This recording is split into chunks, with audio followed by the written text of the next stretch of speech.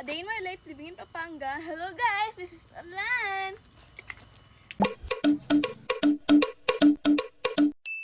So magbubuto ba tayo from the start, okay? Nung kaninang umaga nagising ako, ano na ring oras, walang kuryente. Naligo ko ng pawas habang natutulog. Pagkalabas ko, imbis na kumain agad, pumunta sa ilalim ng mangga. I mean dito. Ay, lugan, syempre. Kasi kakagising, tutulog ulit eh.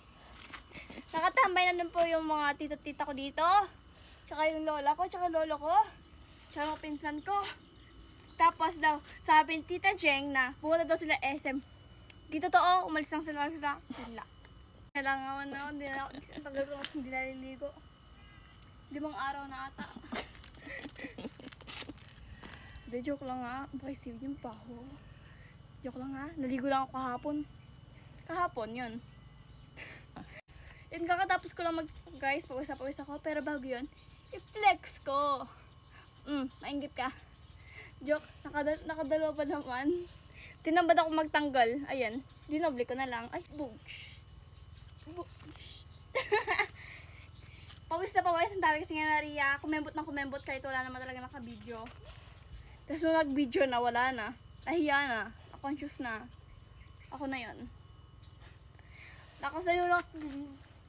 At ganun ako kanina. Baby! Ikay. Hikay? Ikaw. Hikay pa. Ikay. Hi Hikay! It's me, your Olan. Tumiktok po ako dun kanina.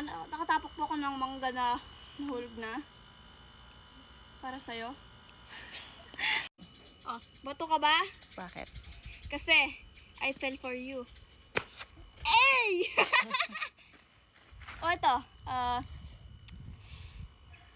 ice ka ba? O earthquake ka ba? Earthquake ka ba? Bakit?